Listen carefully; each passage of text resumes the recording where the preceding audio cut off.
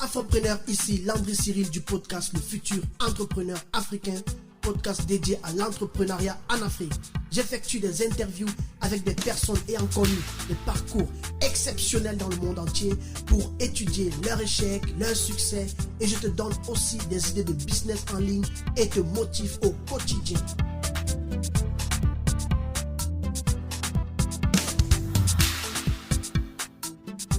Bienvenue sur le podcast par excellence des Afropreneurs du monde entier, le futur entrepreneur africain. Chaque semaine, je publie des émissions autour de l'entrepreneuriat dans le but de te donner de l'inspiration et du courage pour réveiller ton potentiel et passer à l'action. Alors, si tu es à la recherche de la motivation, si tu es à la recherche d'une idée de business en ligne, si tu es à la recherche de la liberté financière, ce podcast est pour toi. Alors, abonne-toi et partage cette chaîne pour ne rater aucun épisode autour de l'entrepreneuriat en Afrique.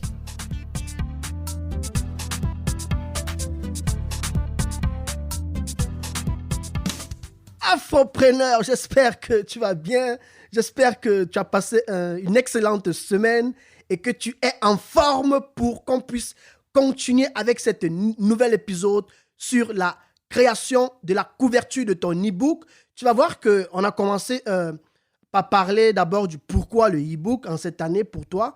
Et ensuite, on a continué, on a essayé d'expliquer comment est-ce que tu vas trouver une idée facilement pour créer ton e-book. Je t'ai donné certains liens que tu pourrais aller visiter, comme le New York Times, où tu vas trouver les sujets de l'heure, les niches de l'heure.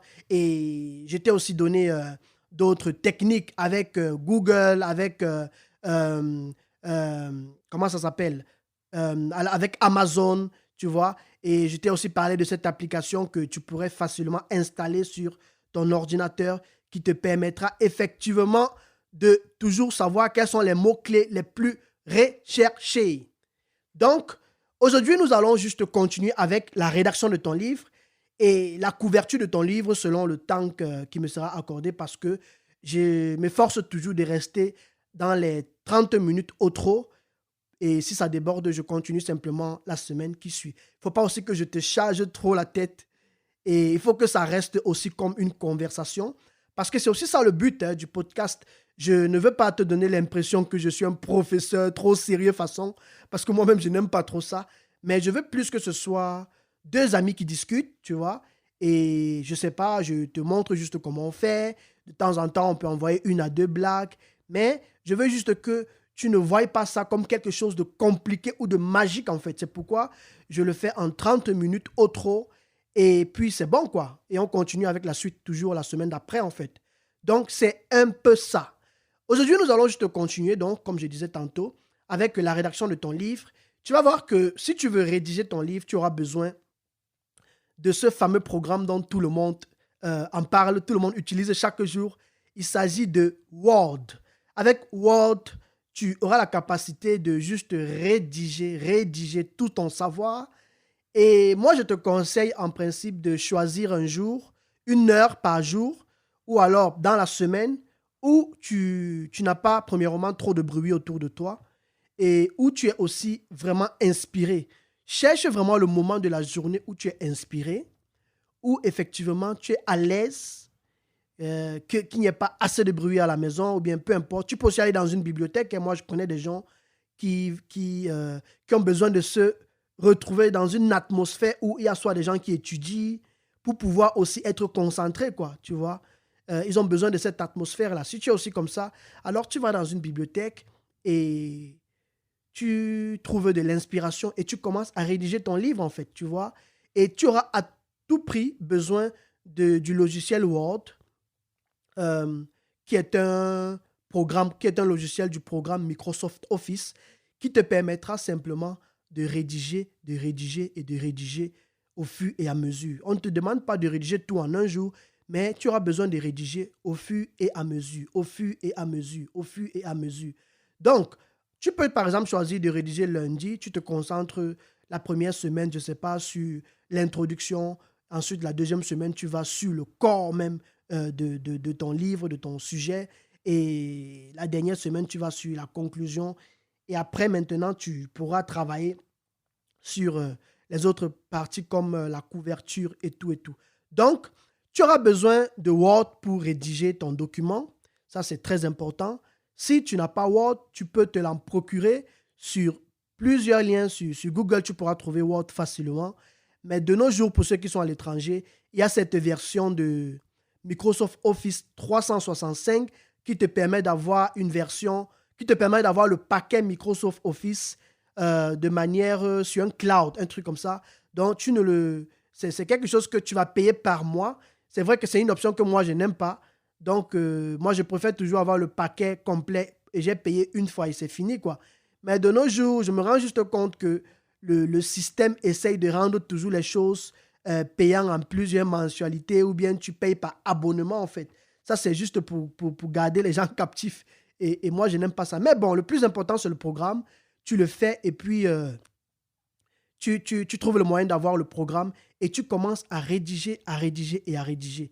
Et c'est trop important que lorsque tu vas rédiger ton livre, que dès le départ, tu aies déjà une méthodologie. Donc, que tu puisses avoir une table de matière, que tu puisses définir une police de caractère pour, par exemple, définir ton titre, pour définir tes chapitres. Parce que si tu ne fais pas ça depuis le départ, tu auras beaucoup de difficultés après. Et je vais t'expliquer le pourquoi. Parce que tu vas devoir travailler avec d'autres programmes plus tard si tu veux facilement uploader ton livre sur Amazon, en fait. Tu vois?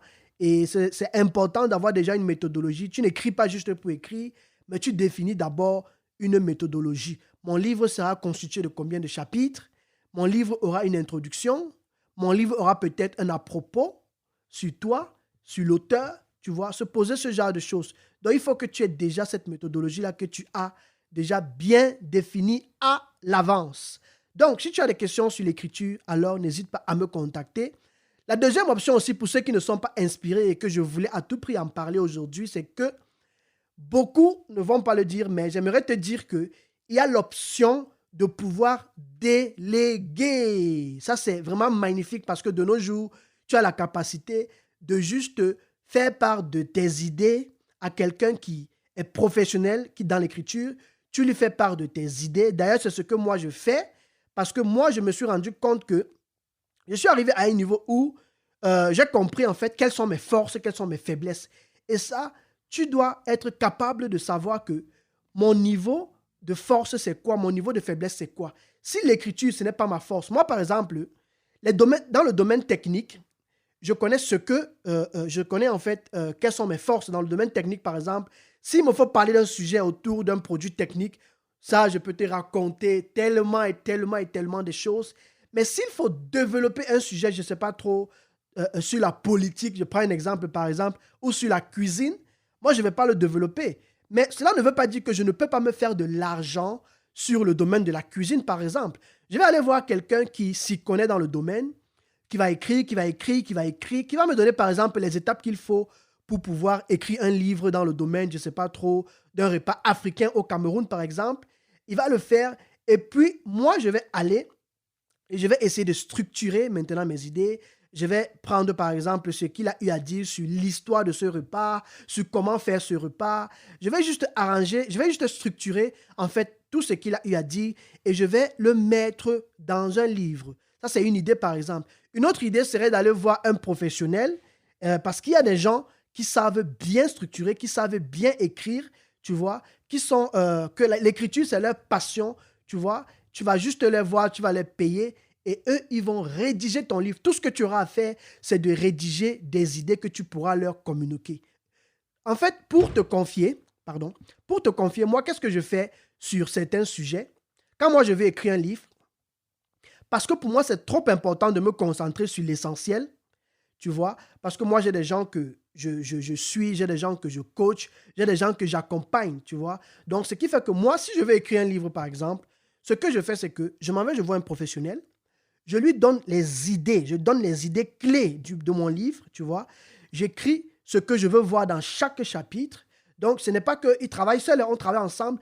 J'écris ce que je veux voir dans chaque chapitre et je lui donne, tu vois. Et quand je vais lui donner ça, tout ce qu'il aura à faire, c'est d'aller faire, il va faire ses propres recherches, il va travailler, il va faire ses recherches sur ta thématique, et il va sortir ton livre et il va se rassurer que tous les points que tu as mentionnés, que tu veux voir dans chaque chapitre, que ces points soient simplement visibles. Et moi, je trouve qu'en termes de productivité, ça, c'est une méthode qui est juste efficace, tu vois. Pourquoi? Parce que tu n'es pas en train de lui confier tout le travail, mais tu lui confies l'essentiel du travail, tu vois. Et toi, tu as déjà tout travaillé à la base, tu lui donnes juste le reste pour qu'il puisse effectivement travailler à l'écriture de ton livre et qu'il puisse le rendre professionnel comme, de telle sorte que tous ceux qui vont lire ton livre soient juste marqués et aient l'impression que c'est un professionnel qui a écrit. Donc, il y a beaucoup de méthodes qui s'offrent à toi. Moi, ce que je fais, c'est que moi, je délègue l'écriture parce que l'écriture, je ne suis pas un professionnel de l'écriture, tu vois. Je délègue l'écriture à, à quelqu'un, c'est une dame au Nigeria avec qui je travaille depuis. Je l'ai rencontrée sur Fiverr, par exemple. Je ne sais pas si tu en as entendu parler du site internet Fiverr. C'est un site internet où tu trouveras plein de freelance et de gens indépendants, en fait, tu vois. Tu viens, tu lui payes pour une tâche, il te fait la tâche. Si tu as besoin d'un logo, tu le payes peut-être $10 ou $15 et il te fait un beau logo, tu vois. Un logo professionnel. Et moi, j'ai eu à déléguer beaucoup de choses que je fais sur Fiverr parce que je m'étais rendu compte que, par exemple, je suis, par exemple, en train de travailler. Je vais te donner un exemple. Je suis en train de travailler sur ma page Internet actuellement. Comment est-ce que je vais pouvoir développer ma page web, en même temps créer des formations pour mon public, pour mes clients, pour ceux que j'accompagne, tu vois? Comment je vais faire pour coacher les gens en même temps si je dois m'asseoir pour écrire encore un livre alors que ce n'est pas trop mon fort, tu vois? Ça, ce qui va se passer, c'est que je ne serai pas en train d'utiliser mon plein potentiel parce que je serai divisé en fait. Et ça, ce sont des choses que j'ai compris avec les années. L'importance de déléguer les choses dans lesquelles toi, tu sais que tu n'es pas fort. J'ai beaucoup apprécié un de mes amis que j'ai eu à rencontrer, qui lui, c'est aussi un jeune entrepreneur. Lui, il va jusqu'à déléguer les tâches comme nettoyer sa maison. Mais moi, j'ai vraiment apprécié ça. Pourquoi? Parce que dernièrement, j'étais en train de monter un meuble à la maison et j'étais tout seul. Et je me suis juste posé la question que c'est vrai, j'ai pu monter ce meuble. J'étais très fier de moi. Vous savez, moi, je suis quelqu'un que lorsque je reçois un truc, j'aime toujours me dire non, je dois tout faire pour y parvenir à le faire, quoi. Je suis quelqu'un qui n'abandonne pas facilement. Lorsque je me retrouve face à une difficulté, je me dis toujours non, je vais faire tout pour faire cela. Alors, quand le meuble est venu à la maison, c'était un petit fauteuil, j'ai commencé à le monter, à le monter. Je me suis découragé à plusieurs reprises parce que, comment on appelle ça? Ce, ce, ce document où on t'explique comment monter, en fait, le meuble n'était pas assez bien fait. Et pour moi, je me disais qu'il y avait tellement de choses qui manquaient et ça m'a freiné. Donc, ça m'a bouffé tellement de temps que je n'ai pas pu faire tout ce que j'avais à faire cette soirée-là parce que ce qui était prévu pour moi, c'était de pouvoir monter le meuble et d'aller continuer à travailler sur mon business, en fait, tu vois. D'aller continuer je devais honorer même certains rendez-vous où je devais suivre 2 ou 3 personnes. Ce jour-là, je crois que je devais appeler 2 personnes pour essayer de parler business avec eux. Et je n'ai pas pu faire tout cela, tu vois, parce que j'ai passé toute la soirée à réfléchir, à tourner le papier. Oh, quelle est la pièce que je dois utiliser maintenant? Qu'est-ce que je dois faire? Quel est le prochain pas à suivre? Et j'ai passé toute la soirée à monter le meuble et à gaspiller ma soirée, tu vois. Et quand j'ai appelé cet ami-là, il s'est moqué de moi et il m'a juste fait comprendre que, mais mon gars, moi, à ta place, je déléguerais, j'appellerais quelqu'un qui sait le faire et il le ferait. Et toi, tu te concentrerais simplement sur ton business, tu vois. Et à la fin, quand j'ai fini de monter ce meuble, je me suis dit, mais Landry, c'est même vrai ce qu'il dit. Parce qu'à la fin, la conclusion de tout ça, c'est que j'ai monté le meuble. Qui va me donner une médaille? Est-ce que quelqu'un va venir m'applaudir parce que je ne sais pas trop, j'ai monté le meuble, tu vois? C'est quelque chose que j'ai fait. Ça fait peut-être ma fierté. Mais est-ce que mon objectif principal de la journée a été atteint? Non. J'ai gaspillé du temps et je n'ai pas pu faire ce qui était utile. Il faut toujours savoir joindre l'utile à l'agréable. Quelles sont tes priorités? Et pour moi, j'ai beaucoup appris de cette journée-là. Et prochainement, si je me retrouve dans ce genre de situation, ce que je vais faire, c'est que je vais juste déléguer et je vais toujours me rassurer que je délègue pour pouvoir me concentrer sur les choses où je sais que je suis fort, sur les choses où je sais que je suis efficace. Et moi, c'est le conseil que je te donne. Alors, tu peux aller sur Fiverr et tu peux trouver facilement, tu vas trouver des milliers et des milliers de personnes qui ont des capacités incroyables, tu vois. Et tu pourras juste commander, tu pourras juste booker des personnes pour qu'ils effectuent des tâches pour toi. Donc, c'est ça. Et la deuxième chose que tu vas devoir faire, ce sera ta couverture. Et pour la couverture, que tu le veuilles ou que tu ne le veuilles pas, tu auras besoin de travailler avec des outils d'édition graphique. Alors, la plus connue, c'est Photoshop, que tout le monde connaît assez bien. Mais le problème, c'est que Photoshop est un peu complexe et Photoshop aussi est un peu professionnelle et elle est payante. Ça aussi, il faut que tu le saches. À moins que, comme j'ai vu, certains en Afrique qui vont jusqu'à craquer le logiciel. Je ne sais pas comment ils font. Mais ici, là, craquer, franchement, moi, je ne te conseille pas. Moi, je te conseille simplement d'acheter la version originale et de profiter de toutes les fonctionnalités. Et aussi, tu es en paix avec toi-même. Parce que moi, ces affaires de craquer, moi, je ne fonctionne pas trop comme ça. Donc, tu as la version Photoshop, tu as la version, tu as aussi l'autre logiciel qui s'appelle GIMP, G-I-M-P, qui est simplement le remplaçant de Photoshop. C'est juste la version équivalente de Photoshop, mais gratuite. Elle fonctionne sur PC, mais aussi sur Mac. Et ce sont juste des logiciels qui vont te permettre de manipuler les images, d'ajouter des photos, de les agrandir, d'ajouter des effets. Et tu auras besoin de ces programmes-là pour pouvoir créer la couverture de ton livre ou si tu veux générer des images dans ton livre et peut-être tu as besoin de retoucher certaines images, tu auras besoin d'avoir des connaissances dans ces logiciels. Moi, la solution que je te propose, parce que l'idée ici pour moi est de t'aider à être plus productif, tu vois. L'objectif, en fait, quand ton livre sort, ce n'est pas que tu ne cherches pas à démontrer à quelqu'un que tu es fort en Photoshop. C'est pas ça l'objectif, tu vois. Et moi, c'est un truc que j'ai compris après, quoi, parce que l'objectif, ce n'est pas de chercher à montrer que tu es fort dans un programme. Non. L'objectif, c'est que ton livre que tu as écrit, est-ce que ça a produit de l'argent? Est-ce que tu as gagné de l'argent avec? Est-ce que tu peux être fier d'avoir écrit ce livre? Est-ce que cela t'apporte des revenus en retour? Et est-ce que cela aide des personnes aussi en retour, tu vois? Tu as des connaissances que tu es en train de partager et tu dois pouvoir te rassurer que ça te génère de l'argent, de un, et de deux, ça aide des personnes dans le monde. L'idée ici n'est pas, l'objectif ici n'est pas de démontrer aux gens que oh, j'ai sorti une très belle couverture avec mon Photoshop, avec Photoshop ou bien avec GIMP, mais l'objectif ici est de pouvoir atteindre l'objectif principal qui est effectivement de vendre ton livre et d'aider les gens dans le monde au travers du contenu de ton livre. Alors, l'option que moi je te propose, c'est un logiciel que presque tous les entrepreneurs dans le monde utilisent et certainement que tu connaîtras aussi. Le logiciel s'appelle Canva, C-A-N-V-A. C'est un logiciel que j'utilise même pour mes publications sur Instagram.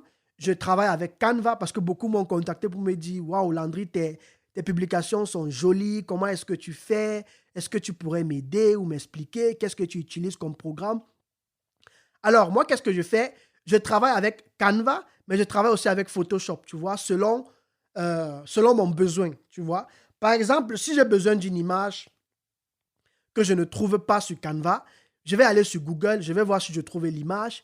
Si l'image a, par exemple, une couleur en arrière-plan et j'ai besoin d'enlever cet arrière-plan, je ne pourrais pas le faire sur Canva. Je serai obligé d'aller sur Photoshop pour enlever l'arrière-plan afin de laisser juste l'image pour pouvoir facilement positionner l'image dans ma publication graphique que je serai en train de travailler sur Canva.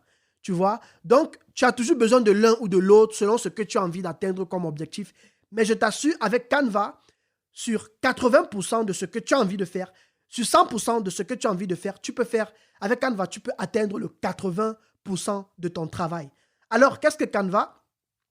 Canva, c'est juste une application ou alors un logiciel en ligne qui te permet de réaliser facilement et rapidement une affiche publicitaire et moderne. Je dois ajouter le mot moderne parce que Canva a tellement de modèles. Si tu as envie de faire un logo, tu peux t'inspirer des modèles de Canva. Si tu as envie, par exemple, je ne sais pas trop, de faire une carte de visite, si tu as envie, je ne sais pas trop, de faire un événement, tu as un événement et tu as besoin d'un flyer, Canva te permet de développer ta créativité et d'utiliser des modèles déjà existants pour les adapter à ton besoin bien précis.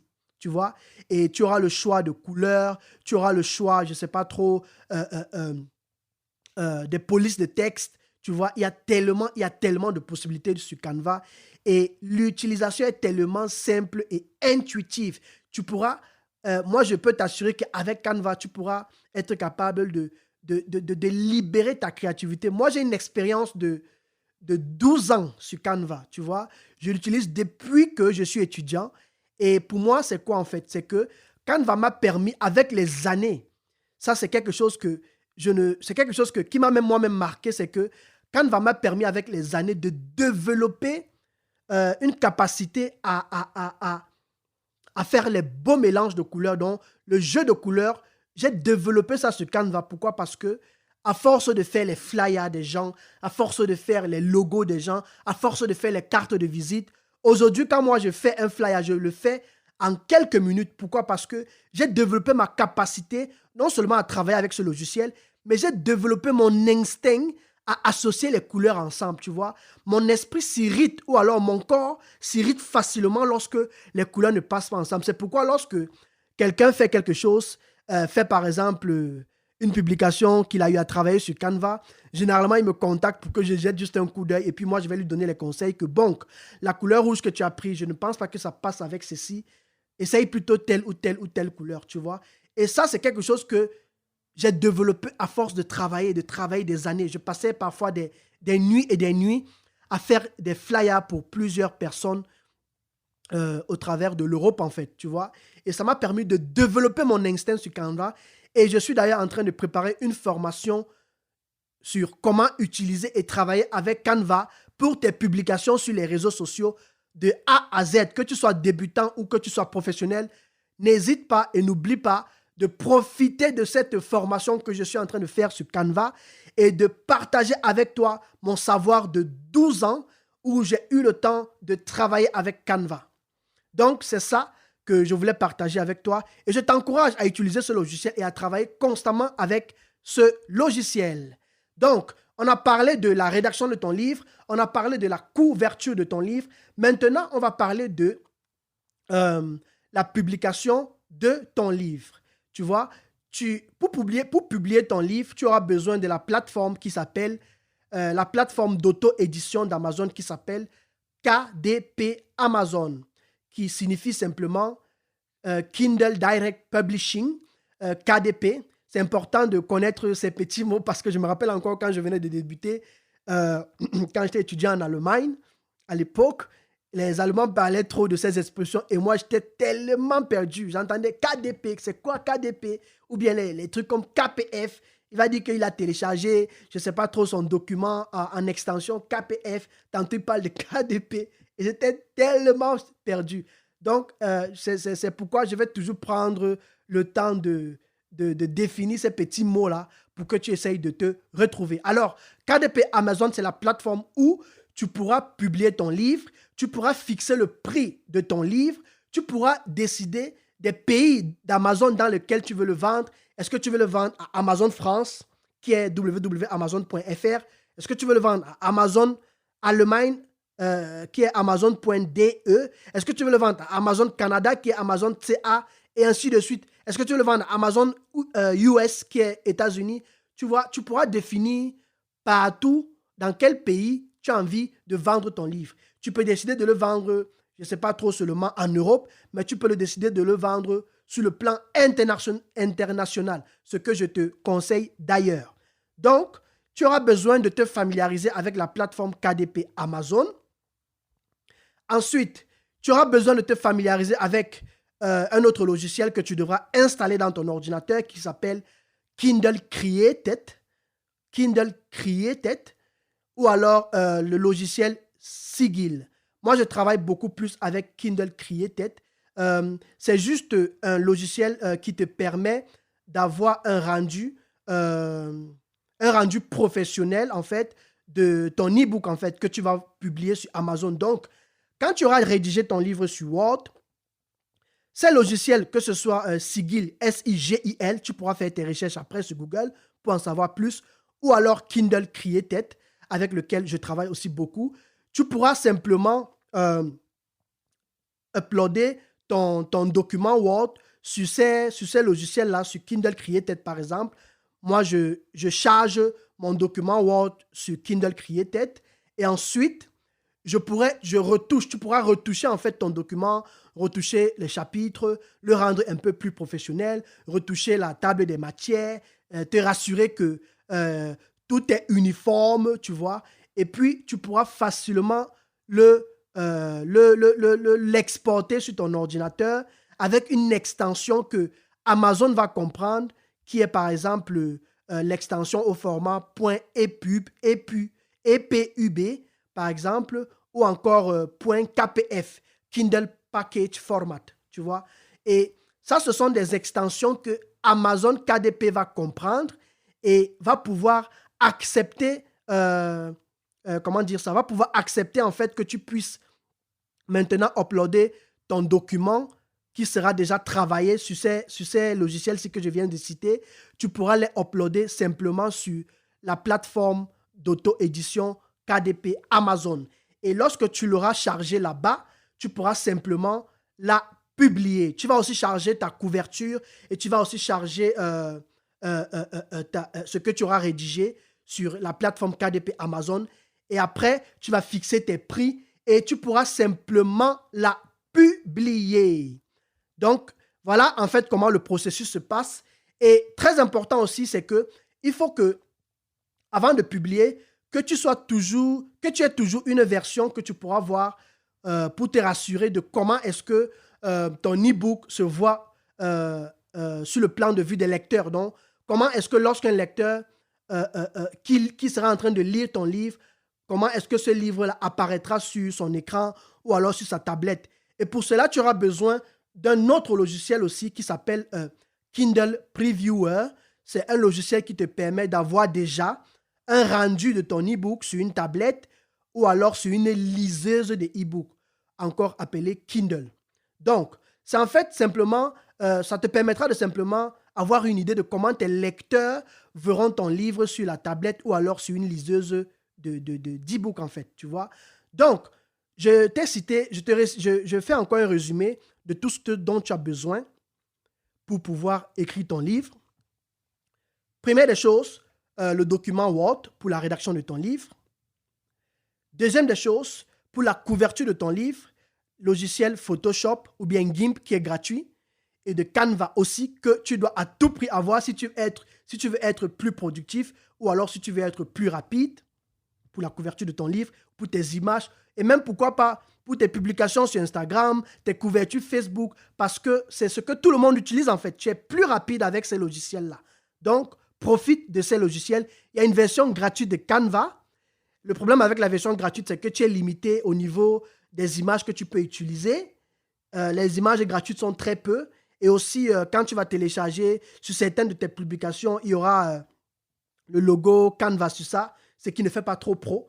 Mais tu peux aussi souscrire à l'abonnement qui est, je crois, $11 par mois ou $12 par mois.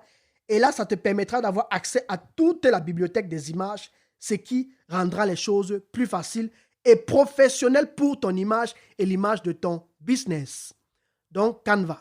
Ensuite, tu auras besoin de te familiariser avec la plateforme KDP Amazon, qui est la plateforme d'auto-édition Amazon, Kindle Direct Publishing, que j'ai dit tout à l'heure, où tu vas publier ton livre, où tu vas fixer tes prix, où tu auras les statistiques de ceux qui ont lu ton livre, des pays dans lesquels ton livre a été lu, des revenus, en fait, de tes revenus financiers que chaque livre a produit et la somme de tout ça. Et tu vas aussi mettre tes numéros de compte là où Amazon va devoir te virer l'argent de tes livres. Tu vois que c'est simplement, cette plateforme est simplement la plateforme en fait de ton business en fait d'Amazon. Tu vois? Donc, tu auras besoin de te familiariser avec cette plateforme. Ensuite, tu auras besoin des logiciels Sigil, S-I-G-I-L ou encore Kindle Created. en fonction de la plateforme où tu te sentiras à l'aise. Et ces deux plateformes te permettront de pouvoir travailler ton fichier Word. Tu vas importer ton fichier Word dans ces plateformes. Tu vas travailler la table de matière, tu vas travailler chaque chapitre. Ensuite, tu vas les exporter en extension EPUB, EPUB ou encore en extension .kpf ou encore .mobi par exemple. Et quand tu vas les exporter en ces extensions-là, tu pourras facilement les importer encore sur KDP Amazon et publier tes livres. Donc, ça, ce sont les logiciels que tu auras à utiliser. Et pour finir, Kindle Previewer pour simplement avoir un rendu de ton e-book sur une tablette ou une liseuse d'e-book. Nous sommes arrivés à la fin de cette formation et j'espère que tu as beaucoup aimé. J'espère que tu as pu apprendre au travers de tout ce qui a été dit. Je voulais à tout prix terminer en fait avec ce programme et je pense que la semaine prochaine, on va juste parler des choses comme comment faire la promotion de ton livre parce que c'est important pour pouvoir vendre. Tu as besoin de savoir comment gérer la promotion parce que Amazon te permet de faire la promotion avec des programmes tels que KDP Select où tu peux permettre que ton livre soit lu gratuitement et tu es payé en fonction des pages lues et ce sera aussi un bon programme pour toi afin de te permettre de faire connaître ton livre d'abord même sur 1 mois, 2 mois, 3 mois, ce que moi je te conseille avant de passer maintenant à l'option de fixer un prix un peu plus cher. Donc, j'espère que tu as aimé et je te souhaite vraiment un excellent week-end parce que tu écouteras ce podcast en plein week-end, en plein samedi et je te souhaite de réussir dans tout ce que tu entreprendras ce week-end. Prends le temps d'écouter encore ce podcast. Si tu veux en savoir plus, tu peux aussi me contacter et ça me fera toujours un plaisir de t'aider à avancer dans tes objectifs. À la semaine prochaine, les amis. Ciao! Hey, Afropreneur, avant de partir, j'espère que tu as aimé cet épisode et si c'est le cas, n'oublie pas de m'encourager en t'abonnant à ma page Instagram et Facebook, le futur entrepreneur africain, de le liker, de le partager autour de toi. Reste en forme et on se dit à la prochaine.